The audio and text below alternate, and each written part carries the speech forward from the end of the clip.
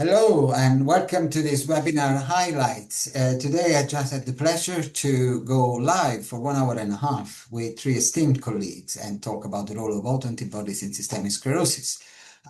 This is the second webinar in scleroderma that has been promoted by Scleroderma Forum. For the ones of you that don't know what Scleroderma Forum is an initiative that is steered by a group of experts around the world that has the aim of sharing knowledge in scleroderma for the people that are not in the field and for the ones who want to be up to date with research and with the forefront of knowledge. Today, the topic was autoantibodies in systemic sclerosis, and I have introduced the topic describing how autoantibodies are such an early biomarker of the disease before we can detect disease. In the very early phases of systemic sclerosis, the phase that now we have nicknamed VEDOS, you have very early diagnosis of systemic sclerosis, the presence of antitopoisomerase, anticentromer, by itself with Raynaud is associated with higher risk of progression compared to people that do not have it. So 70% versus 15, it's such a strong role. And the role of autoantibodies continues through the disease. Then the second talk was from Professor Masakuana, who has discovered the RNA pol 3. And it was such an interesting journey through his life, really, as from when he was a fellow, that he noticed these patients that were double negative, through how he discovered the RNA pol 3, how he discovered the epitopes, and what he has done after the patent to make it available through the world. Such an inspiring story. And this was really the excellent backdrop for the other two talks. The second talk was for Professor Chris Denton. I will not preempt it. Chris, how do you summarize what have you shared in your talk? So thank you, Francesco. So I would certainly really say what a fantastic privilege it was to be part of this webinar, but also to really put the talks together. And I was really found it very exciting to be presenting after Professor Kawana and really standing on the shoulders of the work that he did over many years ago to characterize anti-RNA polymerase antibodies. And it made me realize how much of a landmark that has been, because what I focused on really was the sort of clinical differences that we see in the autoantibodies that really eclipse the differences we see between skin subsets. And I think many of us now would say that when we're managing systemic sclerosis patients, we're often more concerned to know the autoantibody profile than necessarily the skin subset, particularly in early stage disease. And that's really, I think, exemplified by the polymerase 3 antibody associations that we'd heard about. My talk was a little bit more sort of mundane, maybe, because we're looking across at all the other antibodies and seeing how they might also associate with different clinical phenotypes. But what we've done in our work and others in other labs has been to actually see if we can also use the antibodies to dissect out some of the pathobiology of the disease, and in particular, really see whether those clinical differences that we see between antibody subsets can be used to anchor studies of gene and protein expression, and indeed now sort of multiomics and transcriptomic studies. So that has to some extent been successful in that we can show now there are molecular differences between antibody groups, and clearly that's not just due to the antibodies. They are reflecting something different about biology. And I just wanted to also finish in my presentation by not forgetting limited cutaneous disease, because I think, as we all know, the majority of our patients have limited skin disease, but when they have a high-risk antibody, those patients also have a high risk of complications that we see across the scleroderma spectrum. So I think that was my sort of summary of my messages. But I think that as a total, I was very excited with the webinar, because we went from sort of really from basic to clinical science to future therapeutics, and Professor Allanore's presentation.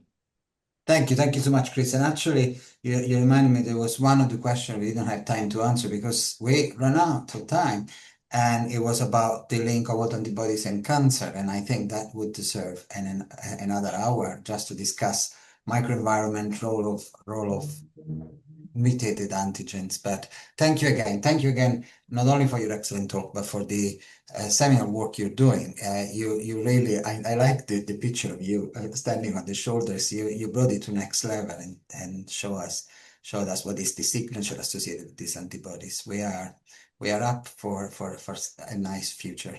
And then we had really a talk that wrapped it all up and put this in context of how all of this knowledge can be useful for our patients from Yannick. Yannick, you want to summarize what was your talk?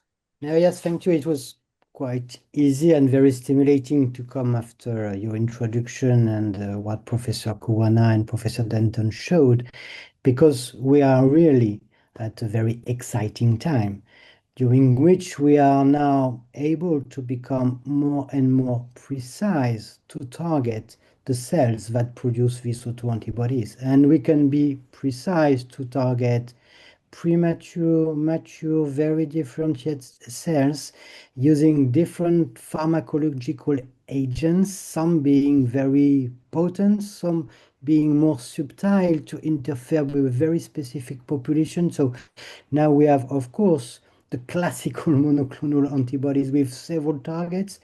We have B-specific monoclonal antibodies. We have T-cell engager to deplete more completely the cells in the circulation and the tissue. And we have the CAR T cells, for which we start to have some very recent and very, again, stimulating data. We had a very nice conference in Athens where we saw and we could summarize the classical rituximab data that are available and now part of the recommendation produced by different bodies, BSR or EULAR.